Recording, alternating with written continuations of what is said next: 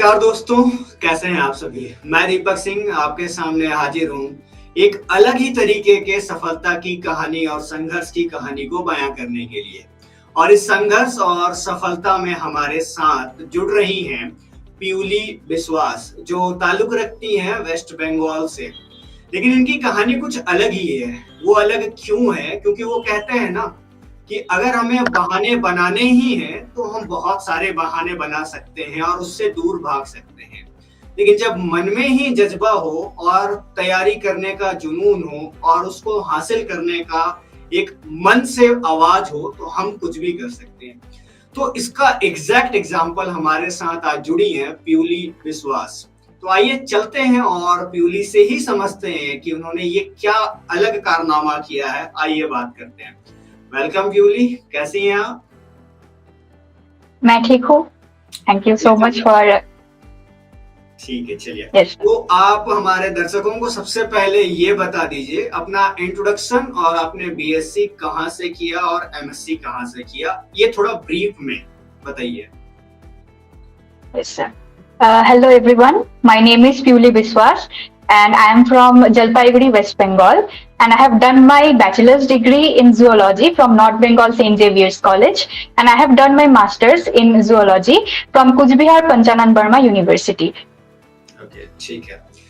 तो प्यूली, फिर आपने कितनी बार सीएसएआर की प्रिपरेशन की है या फिर आप कहाँ से प्रिपरेशन की है? तो सबसे पहले ये बताइए कि आपने कितने अटेम्प्ट सीएसएआर के दिए थे अभी तक पढ़ाई करके, मैंने जस्ट ये देखने के लिए कि दे के देखते हैं क्या होता है। इन दोनों को डिफरेंशिएट करके बताइएगा कि पूरी प्रिपरेशन कैसी थी और केवल जस्ट दे दिया था ये वाली। केवल जस्ट दे दिया था, वो पहली बार मैंने किया था। उसके बाद मैंने 2 अटेम्प्ट किए, मतलब टोटल 3 अटेम्प्ट्स थे और थर्ड टाइम में मैंने क्वालिफाई किया। तो सबसे पहली बार आपने ये कब दिया था, सेकंड बार कब दिया था, थर्ड टाइम कब दिया? पहली बार मैंने दिया था फरवरी 2022 में, उसके बाद जो जुलाई 2022 में दिया था, और थर्ड टाइम इस बार दिया है। ओके, ठीक है। सीएसआर की तरफ आने का क्यों सोचा?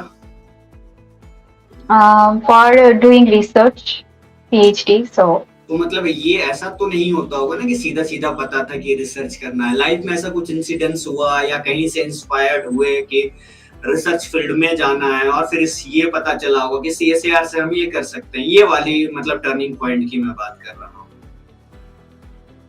हूँ। कॉलेज में जाने के बाद जब मतलब I was very interested in the subject and results काफी अच्छे थे, तो तब मेरे टीचर्स ने मुझे इंस्पायर किया। मतलब वो आइडिया वहां से आया कि तुम्हें पीएचडी करना चाहिए, and from there I came to know about how to do this and the entire procedure for JRF and then NET and PhD. ठीक है, फाइनली मतलब आपको टीचर्स ने बताया है कि इससे आप कर सकते हैं बिकॉज ऑफ मतलब ये आपकी बीएससी और एमएससी में रिजल्ट अच्छी जा रही थी, तो आपने भी यही डिसाइड किया कि अपने टीचर से इंस्पायर्ड होते हुए कि हम सीएसआर की तरफ जा सकते हैं और अपने जो इस पैशन को फॉलो कर सकते हैं। ठीक है, चलिए, बहुत परफेक्ट है। फिर सीएसआर की आपने सेल्फ प्रिपरेशन की है या फिर आईएफएस से आपने लाइव लिया था या रिकॉर्डेड लिया था या फिर कैसे पढ़ाई की थी? वैसे सेल्फ किया था, सेल्फ स्टडी, एंड आईएफएस से मुझे बहुत सा हेल्प मिला। मैंने यूट्यूब से ही रिकॉर्डेड क्लासेस डाउनलोड करके पढ़े थे और उसी से मतलब हो गया मेरा। मतलब कि आपने पेड ऐप लाइव भी नहीं लिया और केवल यूट्यूब से पढ़ाई की है? जी, क्या बात है। तो केवल आपने यूट्यूब से ही पढ़ाई करके लिटरली इतना अच्छा रैंक स्कोर किया है, क्या बात है। मतलब दोस्तों, आप नोट डाउन करिएगा कि यूट्यूब से भी वही जो जुनून मैं बताने की कोशिश कर रहा हूँ, तो आप पहला जुनून यही देखिए कि यूट्यूब में बहाने हजार हो सकते हैं कि हमें और कुछ देखना है, लेकिन लेक्चर भी है वहां पढ़ाई करने के लिए। ठीक है, तो आपने YouTube में ही लेक्चर सबसे पहले कैसे देखा और कहाँ से पता चला कि आईएफएस की पढ़ाई मतलब सीएसआर के लिए YouTube में ही कराई जाती है? ये कैसे पता चला आपको? आईएफएस के बारे में मेरे एक सीनियर ने पहली बार मुझे मतलब लिंक भेजा था, वहीं से पता चला। And even while doing my masters I use to follow the channel, and preparation के लिए भी यही से ज्यादातर पढ़ाई मैंने यूट्यूब वाईफाई से ही किया है। ओके ठीक है। तो फिर फाइनली यूट्यूब में ऐसा डिस्ट्रैक्शन नहीं होता था क्या कि जब आप पढ़ाई करती थी तो एक तरफ तो आईएफएस का वीडियो चल रहा है, नीचे और भी ऑप्शन दिए जाते हैं, तो कभी उधर क्लिक नहीं होता था क्या? कि ऐसा तो नहीं कि सीधा सीधा आईएफएस का वीडियो ही क्लिक हो रहा है, या फिर आप कैसे अपने आप को, क्योंकि एक सोशल मीडिया ही प्लेटफॉर्म तो है, वहां पे तो हमें और एंटरटेनमेंट की चीजें मिलती हैं, फिर आप कैसे उस लेक्चर पे ही कंसिस्टेंस रही? तो मैं क्या करती थी, मैं लाइव क्लासेस नहीं करती थी। मैं क्लासेस जब हो जाते थे रिकॉर्डेड क्लासेस यूट्यूब पे डाउनलोड करके रखती थी, और जब मैं क्लासेस करती थी तब मेरा नेट ऑफ रहता था। ये मैंने इंटेंशनली किया ताकि मैं डिस्ट्रैक्ट ना हो जाऊं, मतलब क्लास के बीच में। क्या बात है, परफेक्ट। मैंने फिर से कहा ना दोस्तों, अगर आपको बहाने चाहिए तो आप लाख बहाने बना सकते हैं। प्यूली का तरीका सुनिएगा आप, कि YouTube पे पढ़ा तो दिया गया, लाइव में वो नहीं देखती थी, उनका ये मानना था कि डिस्ट्रैक्ट हो सकते हैं हम, तो उन्होंने बेहतर ये समझा कि हम डाउनलोड कर लेते हैं, डाउनलोड करके हम पढ़ेंगे तो शायद और कोई पॉपअप ना आ जाए, केवल वो ही चलता रहेगा, ना ऐड आएगा ना कहीं और रुकना होगा। तो एक लेक्चर आप एक ही बार में खत्म करती थी, या फिर आप रोक रोक मतलब ऐसे उसको सेगमेंट में देखती थी, कैसे करती थी आप? जनरली एक लेक्चर में एक ही बार में देख लेती थी। कभी थोड़ा ज्यादा पढ़ने का मन किया या फिर नेक्स्ट टॉपिक पे जाने का मन किया तो नेक्स्ट वीडियो भी देख लेती थी, और अगर कभी ऐसा फील हुआ कि और नहीं हो पा रहा है तो मैं पॉज करके रखती थी, बाद में फिर वही से रिवाइंड करके पढ़ाई कंटिन्यू करती थी। एक दिन में मिनिमम कितने लेक्चर देखे और मैक्सिमम कितने लेक्चर देखे, और उस लेक्चर को देखकर क्या आप नोट्स बनाती थी? इस वे में मुझे जरा बताइए आप। जी, मैं लेक्चर्स देख के हमेशा ही नोट बनाती हूँ, और पढ़ाई भी वही से ज्यादा किया है मैंने, क्योंकि वहां पे बहुत प्रिसाइज मतलब इंफॉर्मेशन रहती है, तो उससे मेरा रिवीजन भी बहुत अच्छे से हो जाता था उस नोट से। तो और एक दिन में मैंने लेक्चर देखा था आपने? मैक्सिमम दो से ज्यादा नहीं, क्योंकि वीडियो काफी बड़ी होती थी आईएफएस की। जी ठीक है। और वो सारे वीडियो देखकर आप नोट्स प्रिपरेशन करती थी, और उसके बाद फिर प्रिपरेशन करने के बाद अगर कुछ ऐसा लगता था कि इससे क्वेश्चन प्रैक्टिस करना है, या फिर उसको रिवीजन ही केवल करना होता था, या फिर आप क्वेश्चन भी प्रैक्टिस कर रही थी? हाँ, मैंने क्वेश्चन प्रैक्टिस किया है बहुत सारे, एंड डेली क्वेश्चंस मैं प्रैक्टिस करती थी, daily at least 20 previous year questions, and I used to practise the general aptitude part as well daily, and I think it's very important. कहाँ से करती थी? मैंने आईएफएस से बहुत सारे प्रीवियस ईयर क्वेश्चंस के वीडियो सॉल्व किए हैं वहीं से देख के, and apart from that I have also. जी सर, मतलब ये जो क्वेश्चन प्रैक्टिस कर रही थी आप, वो केवल YouTube से किया था, या आप कोई किताब प्रेफर कर रही थी, या कहीं से नेट से पीवाईक्यू डाउनलोड कर रखा था वहां से की थी? कैसे किया था पीवाईक्यू का प्रैक्टिस? पीवाईक्यू मैंने बुक खरीदी थी, वहीं से मैंने सॉल्व किया, और आईएफएस से भी सॉल्व किया है। ओके ठीक है, चलिए परफेक्ट है। फिर हम थोड़ा सा चेंज करते हैं अपना डाइवर्सन, हम थोड़े फैमिली की तरफ आते हैं आपके, कि फिर उसके बाद फिर हम वापस आएंगे सीएसआर की तरफ। तो जरा आप ये बताइए कि आपके फैमिली में कौन कौन है, और फिर क्या क्या करते हैं वो, मतलब उनका ऑक्यूपेशन क्या है?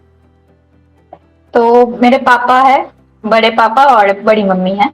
पापा रिटायर्ड कर चुके हैं, बड़ी मम्मी हाउसवाइफ, और बड़े पापा भी रिटायर्ड कर चुके हैं, and my mother is actually no more, she died in 2012। ठीक है, चलिए। तो आपके पिताजी कब रिटायर हुए? 2015 में। 2015 में। और मतलब पापा और बड़ी मम्मी का बहुत बड़ा हाथ है मतलब आपके साथ साथ में। जी ठीक है, चलिए। और उसके बाद फिर पापा रिटायर्ड थे, आपने पढ़ाई यूट्यूब से की, तो आपको ऐसा नहीं लगा कभी कि हम चलो ऐप में ले लेते हैं, ऐप और अच्छा पढ़ाई होता होगा, या फिर यूट्यूब में ही रहना क्यों पसंद किया आपने? यूट्यूब से ही, मतलब जो कंटेंट मुझे मिल रहा था that was enough for me, मतलब हो जा रहा था, उससे पूरा सिलेबस ही कवर हो जा रहा था मेरा, so I did not think of taking the subscription. मतलब प्यूली का सीधा सीधा कहना है, जब वही कंटेंट यही उतनी ही क्वालिटी में मिल जा रहा है और बेस्ट मिल जा रहा है, तो फिर पैसे क्यों ही अलग से खर्च करने हैं? और इन्होंने इनडायरेक्टली पिताजी की हेल्प भी कर दी, क्योंकि पिताजी रिटायर्ड हो चुके थे, इनको इतनी समझ भी है कि क्या करना चाहिए जीवन में, क्या नहीं करना चाहिए। दैट्स वेरी इम्प्रेसिव प्यूली, बहुत अच्छा लगा ये सुन के। तो फिर आपको यूट्यूब में जब पहली बार देखा ये सारी चीजें, तो क्या खास लगा? ये सब लेक्चर्स के बारे में क्या अलग लगा आपको पढ़ाई करने के दौरान में?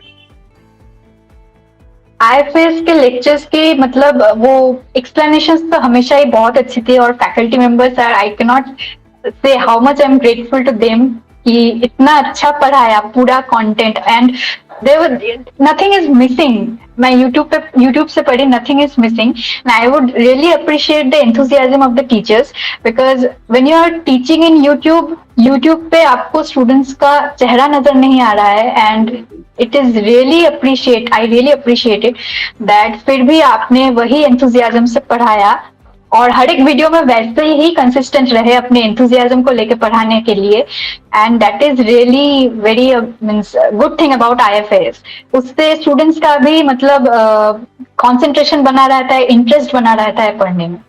बिल्कुल, क्योंकि एक भी फैकल्टी ऐसी नहीं है जो मतलब एंगेज करके आपको ना रखे है, मतलब इतने ही इंटरेस्टिंग तरीके से रहते हैं लेक्चर कि आपको बोर तो बिल्कुल नहीं लगने वाला। 2 घंटे आपको कब गुजर जाए ऐसा लगेगा कि जी बिल्कुल। डेफिनेटली ये मैंने बहुत सारे स्टूडेंट से सुना, रियली एक प्यूली भी उसका जीता जागता एग्जाम्पल है दोस्तों।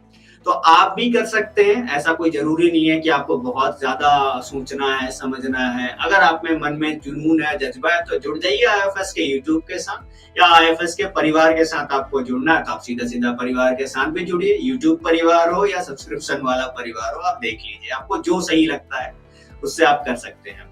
चलिए प्यूली, उसके बाद फिर थोड़ा और आते हैं। फादर किस ऑक्यूपेशन में थे?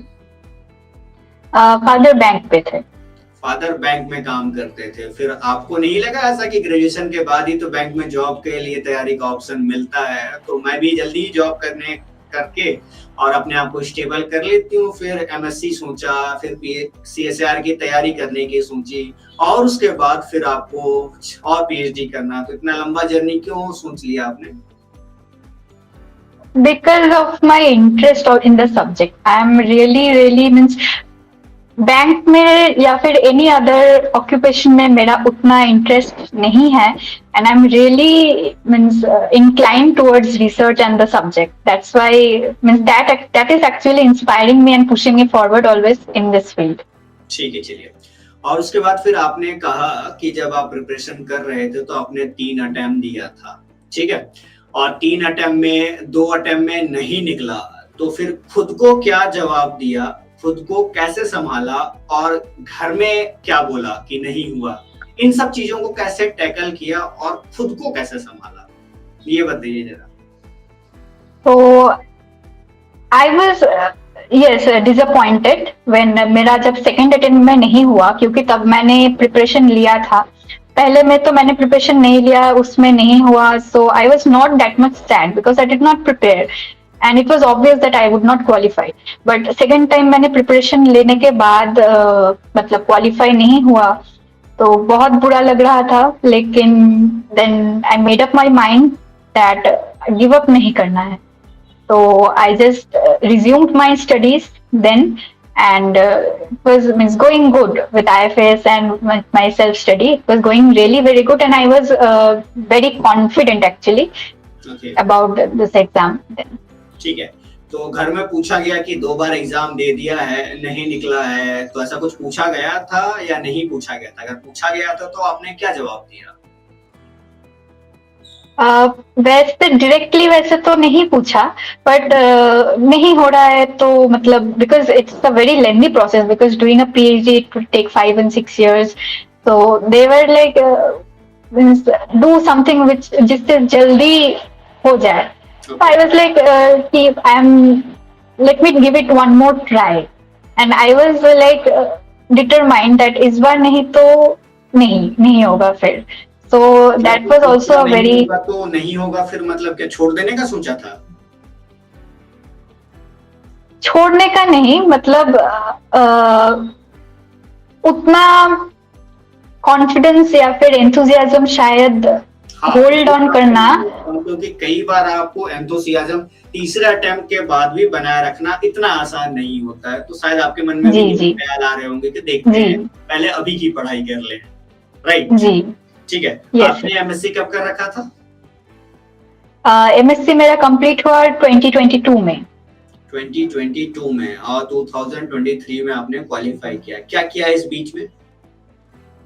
इस बीच में प्रिपरेशन ही मेरा मेन फोकस है, ओके, नेट के लिए preparation. And apart from that means just to means my family pushed me actually to do BA, and वो मैंने ये डिस्टेंस में ओके, लिया। ठीक है। वो और डिस्टेंस मैंने में डिस्टेंस में लिया ताकि मैं नेट का प्रिपरेशन भी अच्छे से कर सकूं, एंड मतलब घर का भी रहे और घर के लोगों की बात भी मैं रख पाऊं और मैं अपना नेट का प्रिपरेशन भी कर पाऊं।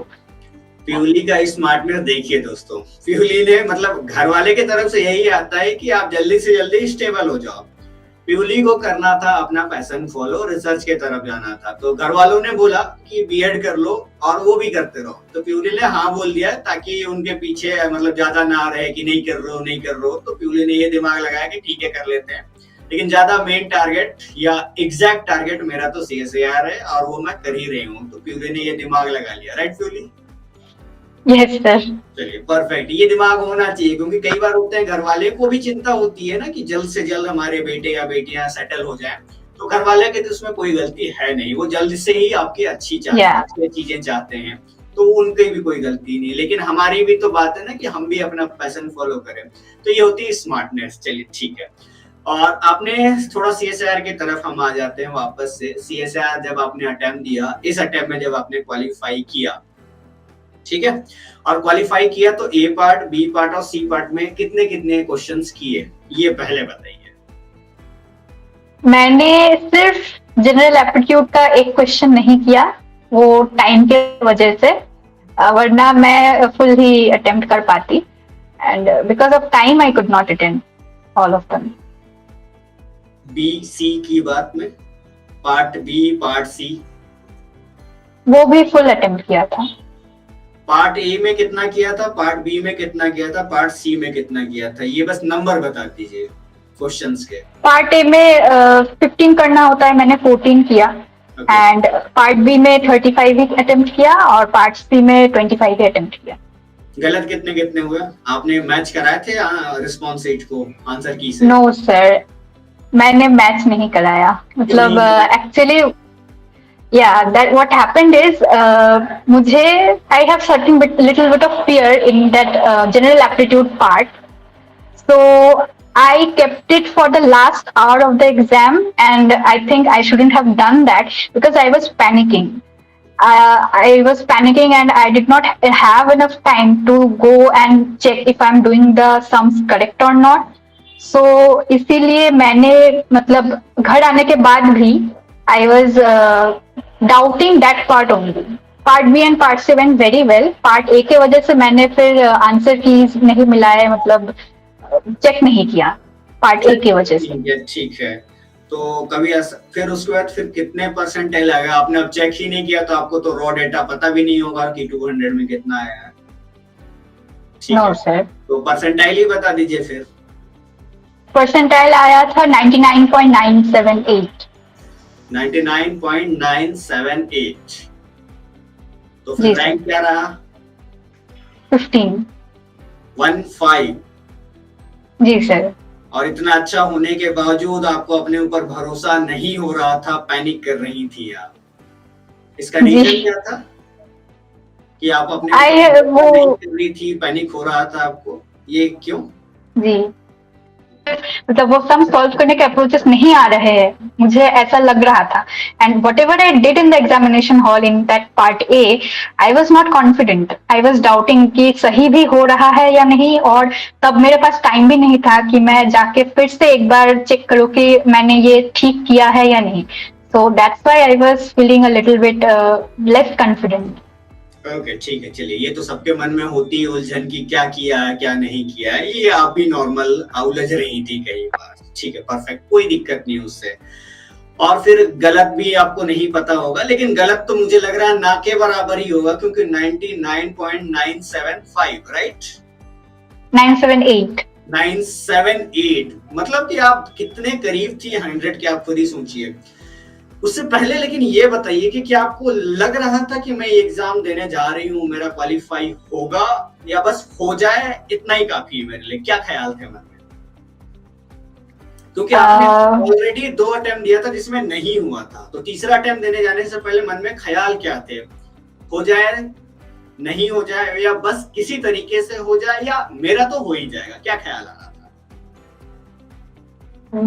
आई वॉज लाइक अच्छे से हो जाना चाहिए जितना प्रिपरेशन किया था, बिकॉज लास्ट अटेम्प्ट के बाद काफी वक्त था मेरे पास कि मैं फुल प्रिपरेशन ठीक से कर पाऊँ, and which I did with my full means, मतलब पूरा का पूरा एकदम ध्यान वहीं पे था, तो आई वॉज लाइक अच्छे से ही हो जाना चाहिए। ठीक है, तो मन में किसी कोने में ख्याल था क्या कि नहीं होगा, डर लग रहा है, ऐसा कुछ मन में ख्याल आ रहा था कि नहीं हुआ तो? हाँ, वो तो थोड़ा बहुत था कि अगर नहीं हुआ तो। और ये ख्याल कोई भी ऐसा इंसान नहीं होगा या एस्पिरेंट्स नहीं होगा जिसके मन में आवाज ना आए कि नहीं हुआ तो आप भी वही इंसान है, ये आप इसके लिए डरिए मत। और उसके बाद फिर आप जब एग्जाम दे के आई तो कितनी कॉन्फिडेंट थी आप? एग्जाम के पहले की बात तो ये रही, एग्जाम दे के निकल लिया, उसके बाद फिर क्या कॉन्फिडेंस लेवल था मन का, या फिर क्या ख्याल थे मन में? एग्जैक्ट वाले ख्याल बताइएगा आप।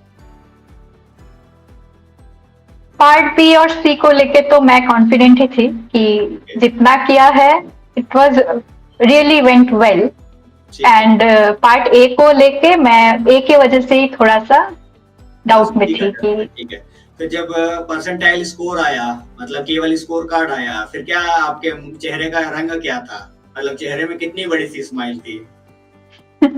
मतलब विश्वास तो हो नहीं रहा था कि ये मेरा स्कोर कार्ड है, तो मेरा रिजल्ट है। तो फिर कितनों से पूछा कि देख देख जरा कि ये सही तो है, मेरा ही तो है ना? ऐसे होता है ना सवाल कि देख तो जरा मुझे, जी जी, नहीं हो रहा है, तो ये किसी से पूछा था कि देख देख देख इतना आ रहा है, क्या मेरा होगा? जी जी, मैंने 2-3 लोगों को दिखाया और बोला कि मैं सही देख रही हूँ, देख ले एक बार।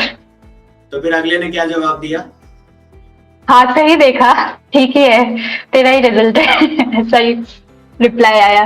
तो फिर आपके चेहरे में स्माइल की साइज क्या थी, या अंदर ही अंदर उसको आप एक्सप्रेस नहीं कर पा रही थी? वो क्या सोच था एग्जैक्ट उस समय जिस दिन स्कोर कार्ड था? वो वक्त का एग्जैक्ट पॉइंट बताइए जरा, अगर याद, और याद तो होगा ही क्योंकि इतना बड़ा टाइम था वो।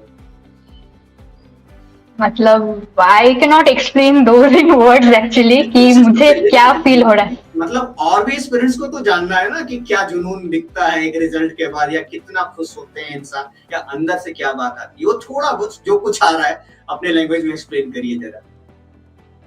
मतलब एक तो बहुत बहुत खुशी होती है कि इतना मेहनत किया and that just resulted in this thing, and बहुत मतलब घर वालों के बताने के बाद और भी ज्यादा खुशी होती है क्योंकि वो भी खुश हो जाता है, and that was a feeling कि कर लिया। मतलब मैं रोकता हूँ थोड़ा आपको। रिजल्ट आया, स्कोर कार्ड आया, स्कोर कार्ड आया तो क्या आपने दूसरों को दिखाया हाँ तेरा ये रिजल्ट है? अगले ने बोला, क्या आपने नाचना पसंद किया था या उछलना पसंद किया था कि ये मेरा ही है, डेफिनेटली आई डिड इट, ऐसा कुछ हुआ? हाँ, थोड़ा बहुत मतलब उछल रही थी। ठीक है, उछल रहे थे। और फिर जब पिताजी को बताया कि मैंने इतना अच्छा रैंक, मतलब परसेंटाइल स्कोर किया है, पिताजी और बड़े पापा या बड़ी मम्मी के चेहरे में क्या एक्सप्रेशन था? मतलब उनका तो मानना था कि कुछ अनबिलीवेबल कर लिया मैंने, एक्स्ट्राऑर्डिनरी कर लिया। ऐसा ही, क्योंकि कई बार ऐसा होता है ना कि खुद के किए पे भरोसा ही नहीं होता, हमें तो बस लगता है एग्जाम देने के बाद किसी तरीके से हो जाए, और वही वाला हो जाए वाले में आप भी थे। लेकिन आपने तो इतना बेहतर कर लिया कि आपको भी लग रहा था कहीं कहीं, लेकिन ये ऐसा नहीं है कि आपने मेहनत नहीं की, बस वो होता है ना डर, डर की वजह से हम अपने आप को कम लेवल पे लाते हैं, लेकिन हमारा लेवल कहीं और रहता है, और वो बाद में ही पता चलता है या दूसरों को पता रहता है, क्योंकि हम तो अपने आप को नेगेटिव पर इतना कर देते हैं ना कि हम बहुत डिप्रेस होते रहते हैं। तो ऐसा हो रहा होगा आपके साथ, थोड़ा बहुत हो रहा था क्या? ठीक है, चलिए। चलिए चलिए, परफेक्ट। तो सीधा सीधा अब हम रैप अप करते हैं। इतनी इंटरेस्टिंग कहानी, लिटरली मैं भी आपको अप्रिशिएट करता हूँ और मैं भी आपसे इंस्पायर्ड हो रहा हूँ लिटरली, कि ये जुनून होना चाहिए और ये जज्बा होना चाहिए। बहाने तो लाख होते हैं, तो बस दोस्तों, बहाने लाख हैं, तैयारी आपके हाथ में है। तो तैयारी कीजिए, बहाने को साइड में रखिए। बहाने खत्म हो जाएंगे, लेकिन जब आपके रिजल्ट आएंगे तो फिर आप समझ सकते हैं कि उस रिजल्ट का क्या एक्सप्रेशन होगा आपके लिए, आपकी फैमिली के लिए, और जो आपसे जल भुन रहे हैं उनको ये जब रिजल्ट देखने को मिला होगा तो फिर उनके चेहरे का रंग कैसे उड़ा होगा, ये आप खुद सोचिए। और प्यूली के साथ भी ऐसा ही हो रहा है, उसके चेहरे की स्माइल आप देख ही रहे होंगे कितनी बड़ी सी आ रही है। तो ये स्माइल आपके चेहरे में भी आ सकती है, बस कुछ समय का जुनून चाहिए, कुछ समय का डिस्ट्रैक्शन को साइड में रखना होगा। तो प्यूली, आप आईएफएस के लिए क्या कहना चाहेंगी? IFS के लिए I am really grateful to all the faculty members, the entire team, और मतलब इतने अच्छे लेक्चर्स, पूरा सिलेबस कवर करके यूट्यूब से ही हो गया मेरा। आप समझ पा रहे हैं कि मेरा एकदम सिलेबस कवर ही हो गया। And all India 15 rank, this is not, मतलब कि इतना आसान नहीं है, ये भी बोलिए आप ताकि लोगों को समझ में आए। जी जी जी, मतलब इतना अच्छा रैंक मेरा, मतलब इसी प्लेटफॉर्म में आने के लिए, मतलब इतना अच्छा कंटेंट है इस चैनल का, और आई एम रियली अप्रिशिएटिंग दिस। और फिर जो स्टूडेंट्स मतलब अफोर्ड नहीं कर पाता है वो कोचिंग के लिए, उनके लिए तो ये बहुत ही अच्छा अपॉर्चुनिटी है कि वो सोशल मीडिया के ऐसे एक प्लेटफॉर्म से ही एक अच्छा कंटेंट से पढ़ सकते हैं, जिससे उनका पूरा सिलेबस कवर हो ही जाएगा और क्वालिफाई भी हो जाएगा। I can say that at least. ठीक है, चलिए। और फिर फैमिली का भी हाथ होगा, आपका खुद का भी हाथ होगा, फ्रेंड्स का भी हाथ होगा, उनको क्या कहना चाहेंगे? उनको मैं बहुत बड़ा थैंक यू। मुझ पे मतलब देयर आर टाइम्स जहाँ पे लगता है कि मैं नहीं कर पाऊंगी, तब उन्होंने मेरा मतलब कॉन्फिडेंस बूस्ट अप किया, मोटिवेटेड रखा मुझे। And I am really grateful to all of them, to my family and friends, those who have supported me always. ठीक है, जो आपको देख रहे हैं, जो अभी एस्पिरेंट्स हैं और 23 दिसंबर में अपीयर होना चाहते हैं, तो उनके लिए क्या शब्द हैं और क्या लाइन कहना चाह रही हैं आप? ऐसा कुछ है कहना तो बोलिए। आई वुड सजेस्ट देम कि आप रिवाइज कीजिए बहुत बार, जितना बार हो सके, and practice PYQs daily, at least 10 to 20 or 30, how much you can, and do practice general aptitude part daily, because we always ignore that part कि पढ़ाई कर लेते हैं फिर PYQ करेंगे, या फिर जनरल एप्टीट्यूड में कम मार्क्स है वो लास्ट में करेंगे। आई वुड सजेस्ट दैट आप रोज PYQ के लिए हाफ एन आवर और जनरल एप्टीट्यूड के लिए हाफ एन आवर तो निकाल ही पाएंगे, and that is really important, and that will really help you. आपको जब एग्जाम देने जाएंगे तब आपको पता चलेगा कि मतलब उससे आपका कितना हेल्प हो रहा है PYQs and general aptitude part करके। और अपने आप को क्या कहना चाहेंगे? जो कभी कभी लगता है ना कि मैंने ये किया है, मुझे खुद ही भरोसा नहीं हो रहा है, अपने आप को क्या कहेंगे आप? अपने आप को मतलब बहुत दूर आगे और जाना है, मतलब रुकना नहीं है, लॉट मोर टू गो। चलिए, आईएफएस की पूरी टीम और फैमिली की तरफ से भी यही शुभकामनाएं हैं आपको, आपकी पूरी फैमिली को, पिताजी को, बड़े पापा को, मम्मी को। आप ये कहिएगा कि आईएफएस आपके लिए बहुत ही ज्यादा हैप्पी है और हम आपको अप्रिशिएट करते हैं, और हम यही कामना करते हैं पूरी आईएफएस की फैमिली की तरफ से कि आप जरूर अपने मुकाम और सफलता और मंजिल को पाएं, और इस मंजिल में आपका आईएफएस कहीं ना कहीं फिर साथ निभाएगा। आप बेफिक्र होकर आईएफएस के साथ जुड़े रहिए, और दोस्तों आप भी जुड़े रहिए। अगर आपको कुछ ऐसा सवाल पूछना है, क्योंकि आज हम ये सफलता की कहानी, क्योंकि बातें तो खत्म होंगी नहीं और संघर्ष कभी खत्म होगा नहीं, लेकिन आपने सुन ही लिया कि कितना जुनून था, तो मैं यही कहना चाहूंगा, बस किसी वजह से आप अपने आप को कंसिस्टेंट बनाए रखिए। आप आईएफएस से जुड़े रहिए, आपको प्रॉपर गाइड किया जाएगा, आपको मार्गदर्शन मिलता रहेगा, आपको मोटिवेट किया जाता रहेगा। और जिस तरीके से प्यूली ने ये अलग तरीके का कारनामा किया है वो आप भी कर सकते हैं, और प्यूली भी इंसान है, आप भी इंसान है, तो मिलके करेंगे और बहुत अच्छा करेंगे। हर किसी को जवाब देंगे, चाहे CSAR हो, गेट हो, नेट हो, हम सब मिलकर सामना करने वाले हैं। तो आज की इस सफलता और उससे पहले जो संघर्ष छुपा है, क्योंकि वो कहते हैं ना कि केवल तुमने मेरा सक्सेस देखा है, मेरे सक्सेस की राह में कांटे और जो दिक्कतें या फिर नाकामयाबी आई है उसे नहीं देखते हुए केवल आपको सक्सेस दिखता है। तो आप पहले इसीलिए संघर्ष देखिए, कितनी मेहनत की है प्यूली ने वो देखिए, और स्ट्रेटेजी क्या बनाया वो देखिए, और उनका जो अंदर से एंथुसियाज्म था वो देखिए। और डेफिनेटली आईएफएस तो आपके साथ हमेशा खड़ा है। धन्यवाद दोस्तों। प्यूली, आपको कुछ कहना है हमारे दर्शकों के साथ, या फिर हम रोक सकते हैं यहाँ बस आज अपनी बात को? Just all the best to all the aspirants who will be attending the next exam. That's all. ठीक है, तो आपको भी congratulation Pyuli, and thank you so much कि आप हमारे साथ जुड़ी, एंड बहुत बहुत शुक्रिया जी।